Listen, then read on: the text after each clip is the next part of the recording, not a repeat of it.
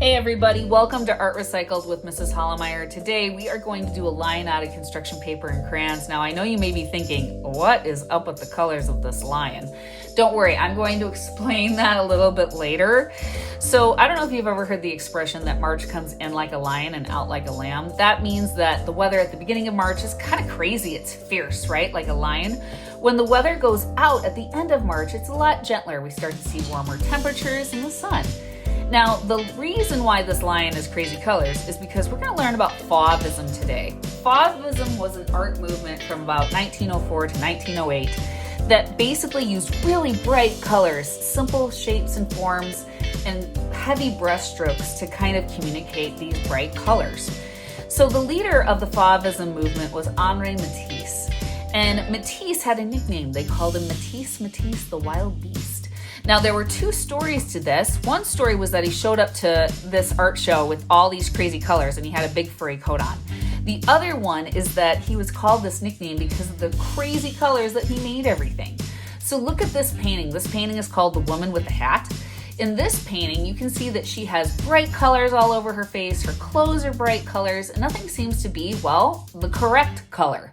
When people saw that the Fauvists were painting like this, they didn't really appreciate it at first. They wanted things to look super realistic. But over time, people saw the beauty in these bright, beautiful colors. Look at this painting with the primary colors of red, blue, and yellow and how bright and beautiful it is. So today, we are gonna honor the month of March with a lion, but we're gonna do it Fauvist style. We are gonna use all types of crazy colors, and the good news is that you can use whatever colors you want.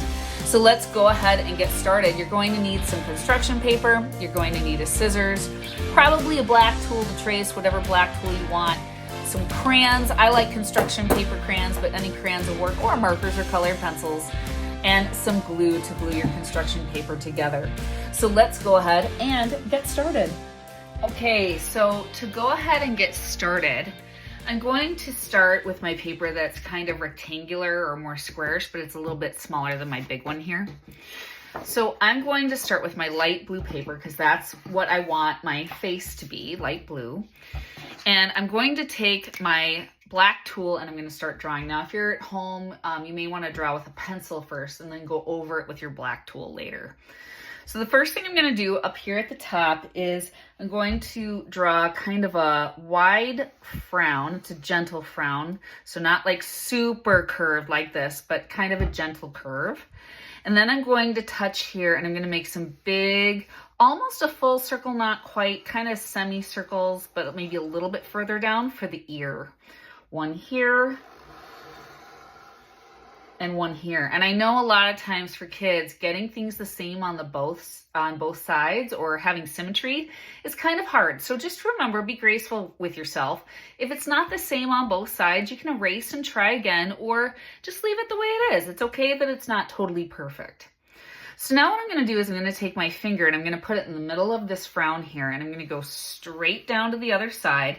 And right below that frown, I'm going to make a gentle smile. Again, not too curved, because this is going to be the chin of the lion.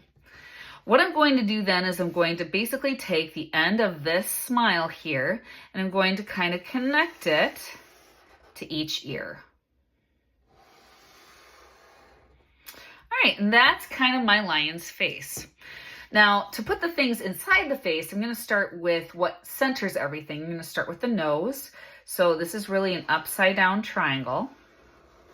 Curve those edges maybe even a little bit.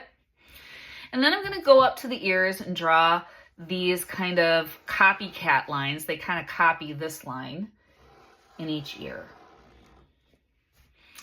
All right, for the mouth, I'm going to touch the bottom of the nose here. I'm going to curve up and to the right and in one direction, and curve up and to the left in the other direction. And then for the eyes, this is a little tricky. Drawing one eye isn't hard, but again, getting the other eye to look the same can be a little hard.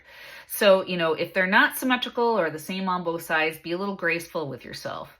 So I'm going to start on this side of the nose. I'm going to go up. Same thing on the other side here. And then what I'm going to do is these two lines are going to lead into the eye. So I'm going to curve this way. And again, I'm going to try to get the curve the same on the other side. Curve this way. And now I'm going to draw the outside eye shape. I'm going to touch here and come up and touch.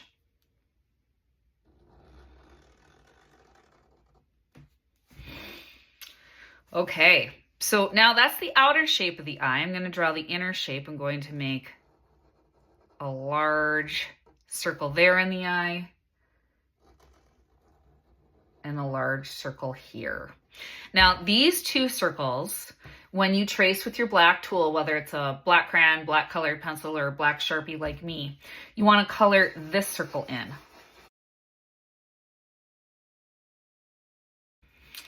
All right, and lastly, I'm going to add some dots here on each side of the mouth.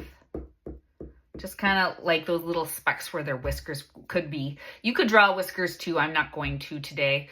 You could also kind of draw some eyebrows. Sometimes my kids, when they do these angled eyes, they say, oh, it looks angry. And I say, oh, just add some eyebrows like this. Now they don't look angry anymore.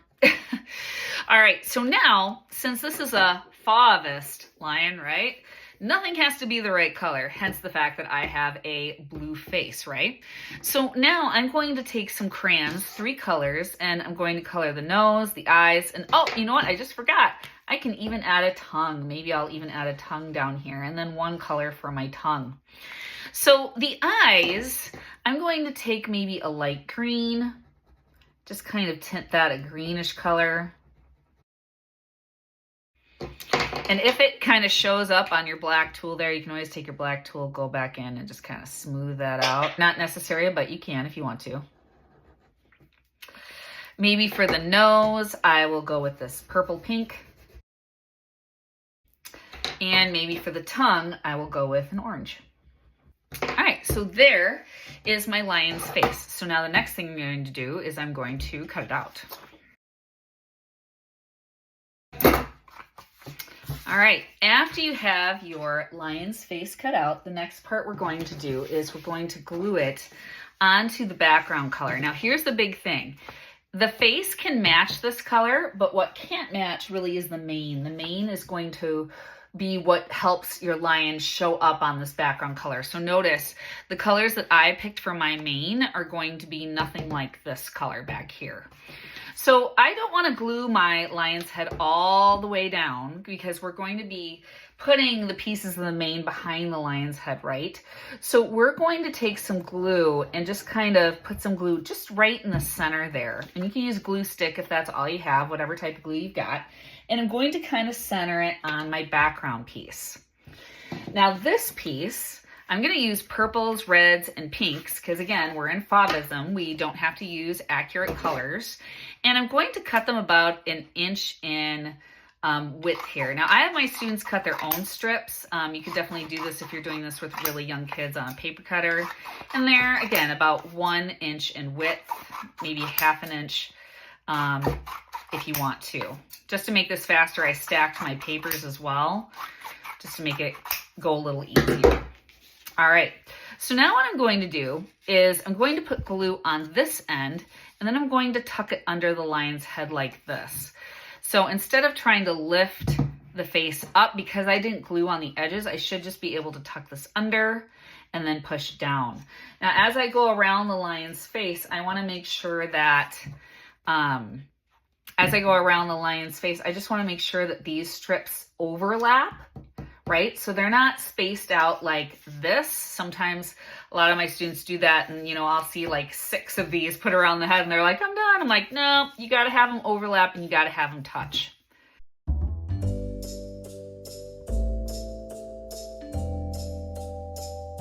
All right, after your mane is on your lion, now there are a couple of cool things that you could do to give this a little bit more texture. For example, you could take your strips and you could fringe the ends like this by just taking a scissors and cutting like this and just kind of curling them up to make them look a little bit more wispy. So I could do that to my lion.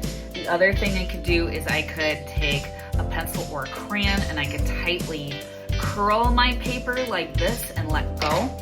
Sometimes that really curls the paper a little bit too much, and so then you can just stretch it out a little bit. So So those are some textural things that you can do for your lion here if you want to make it more three-dimensional. But I think I'm just gonna leave my Fauvist lion like this. So I hope you enjoyed learning a little bit about Henri Matisse and Fauvism, and I will see you next time on Art Recycled. Bye.